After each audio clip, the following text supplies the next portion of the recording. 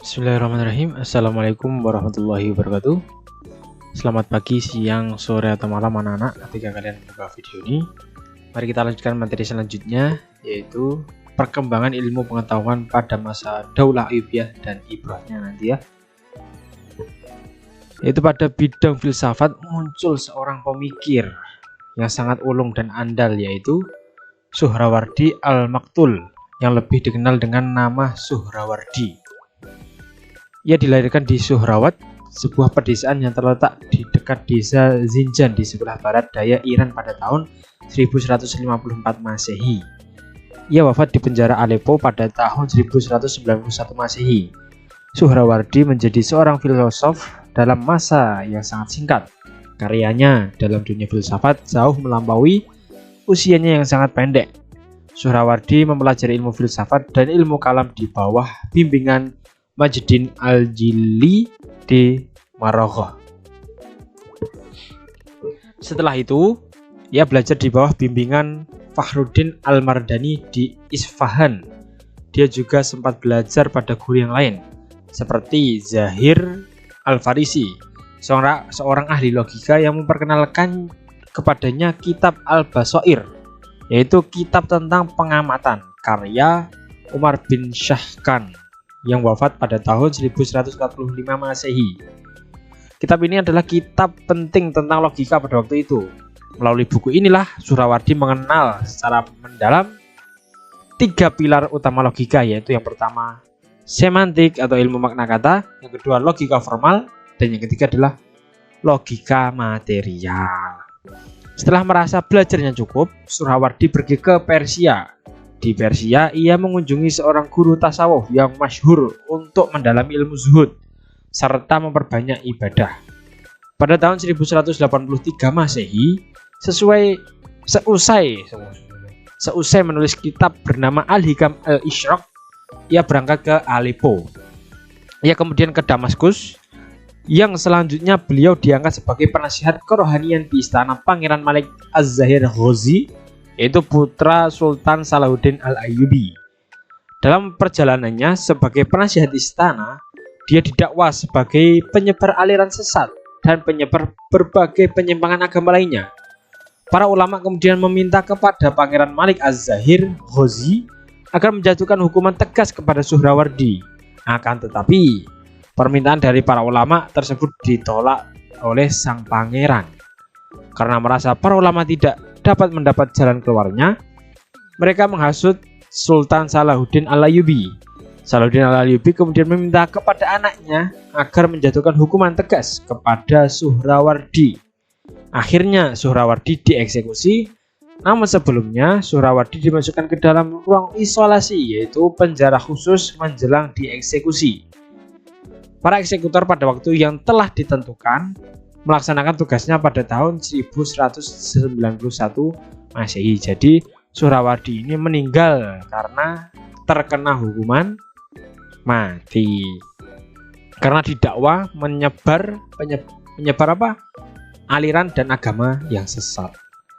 Selain para ilmuwan dan para pemikir di atas, masih banyak lagi ilmuwan muslim yang berjasa dalam perkembangan kebudayaan dan ilmu pengetahuan pada zaman Daulah Ayyubiyah, seperti Imam Al-Busiri, yaitu pada tahun 610 sampai 695 Hijriah atau 1213 sampai 1296 Masehi. Selain sebagai seorang ilmuwan, Imam Al-Busiri juga sangat menonjol di bidang sastra dengan hasil karyanya, yaitu yang paling terkenal yaitu Qasidah Burdah, yang biasanya dilantunkan oleh para pecinta-pecinta sholat seperti Habibana Syekh Assegaf, Habib Syekh bin Abdul Qadir Assegaf, dan Habib-Habib yang lain. Qasidah Burdah merupakan salah satu karya paling populer dalam khazanah sastra Islam. Isinya adalah sajak-sajak pujian kepada Nabi Muhammad SAW, pesan moral, nilai-nilai spiritual, dan semangat perjuangan. Sampai sekarang, qasidah ini masih sering dibacakan di sebagian pesantren salafiyah dan pada peringatan Maulid Nabi Muhammad SAW. Qasidah ini telah diterjemahkan ke dalam berbagai bahasa seperti bahasa Persia, Turki, Urdu, Punjabi, Swahili, Pashto, Melayu, Sindhi, Inggris, Prancis, Jerman, dan Italia. Nama lengkap Imam Al-Bushiri adalah Syarifuddin Abu Abdillah Muhammad bin Zaid Al-Bushiri. Dia adalah keturunan dari Berber yang lahir di Dallas, Maroko, dan dibesarkan di Busir, Mesir. Imam Al-Bushiri adalah seorang murid sufi besar, yaitu Imam Asy-Syadzili, dan penerusnya yang bernama Abdul Abbas Al-Mursi, anggota tarekat Syadziliyah. Di bidang ilmu fikih, Imam Al-Bushiri menganut mazhab Syafi'i yang merupakan mazhab fikih mayoritas di kalangan Mesir. Imam Al-Bushiri ketika masih kecil dididik ayahnya sendiri dalam mempelajari Al-Quran. Di samping berbagai ilmu pengetahuan lainnya, ia juga belajar kepada ulama-ulama pada zamannya untuk memperdalam ilmu agama dan kesusastraan Arab. Ia pindah ke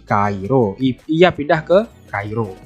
Di Kairo, Imam Al-Bushiri menjadi seorang sastrawan dan penyair yang andal.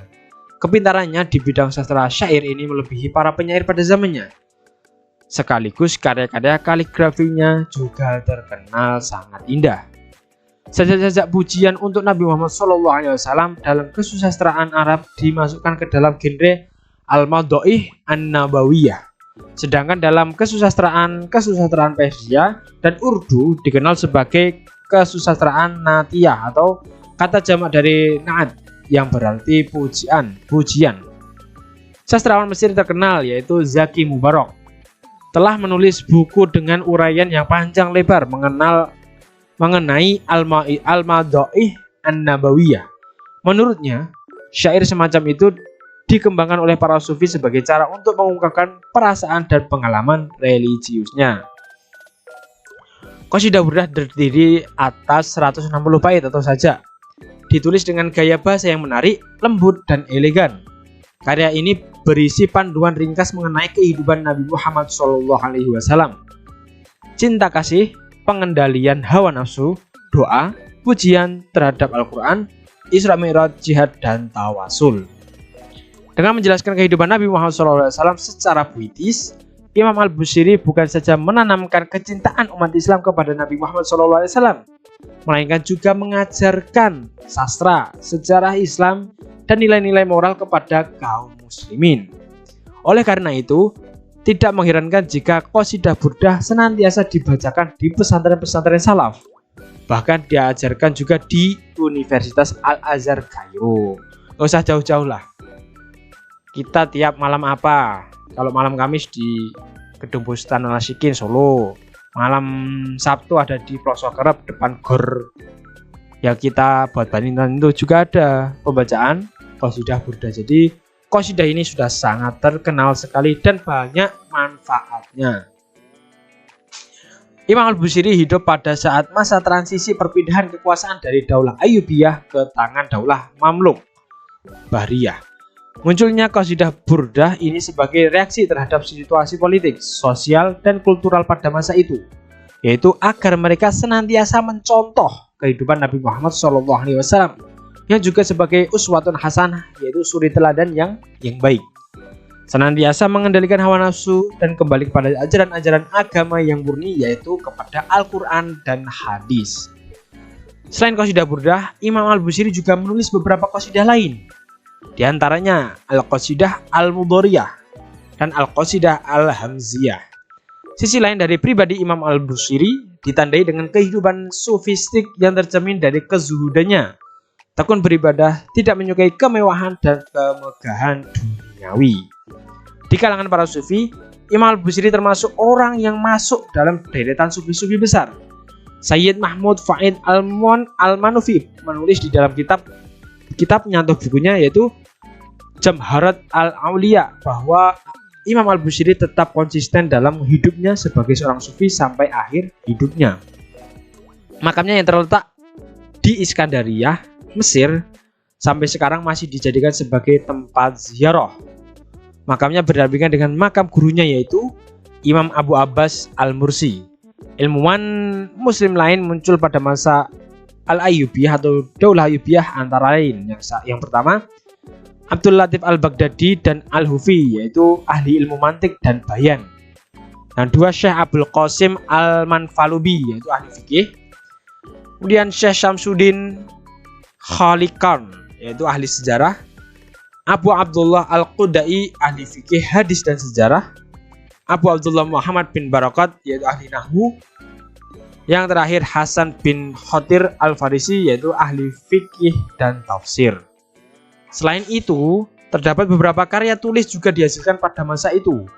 Beberapa karya tulis itu diantaranya ditulis oleh Abu Abdullah Al-Qudai, yaitu menulis tentang Asyihab bintang, Sanadus Shihah perawi hadis-hadis sahih, Manaqib Al-Imam Asy-Syafi'i, yaitu budi pekerti Imam Syafi'i, Amba Al-Anbiya, yaitu cerita para nabi, Uyun Al-Ma'arif, yaitu mata air ilmu pengetahuan, dan Al-Mukhtar fi Zikir, Al-Khutat wal Al-Asar, yaitu buku sejarah kota Mesir. Dan yang terakhir tentang ibrah perkembangan peradaban Islam pada masa Daulah Ayyubiyah.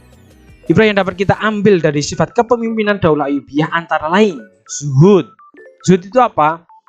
Tidak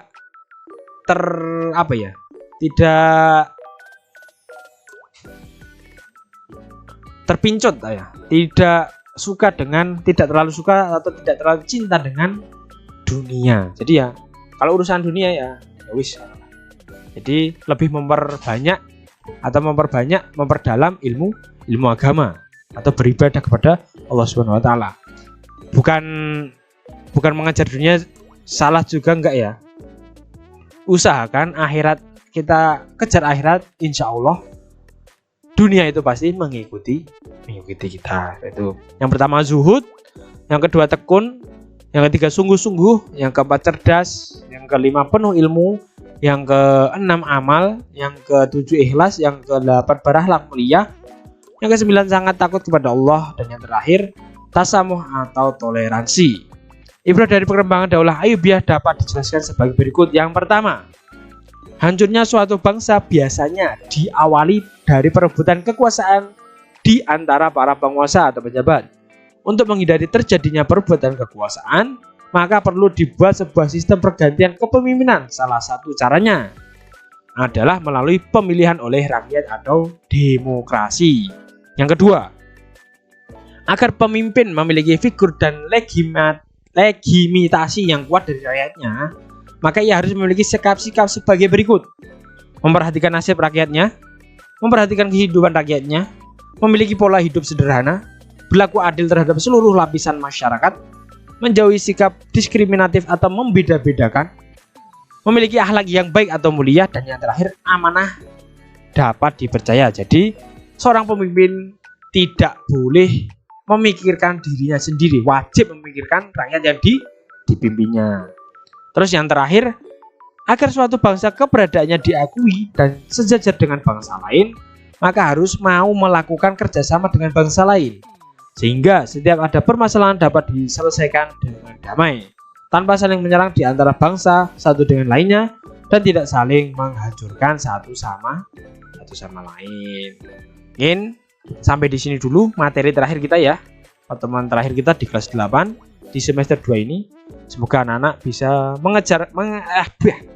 bisa mengerjakan ujian akhir semester nanti dengan lancar dan damai gitu. Damai maksudnya apa? Lancar kan dalam mengerjakan. Damai itu mendapat nilai yang diinginkan 80 ke atas lah, minimal ya, minimal. Oke. Terima kasih anak-anak yang sudah menyimak. Semoga bermanfaat bagi kalian. Billahi taufiq wal hidayah. Wassalamualaikum warahmatullahi wabarakatuh. Terima kasih.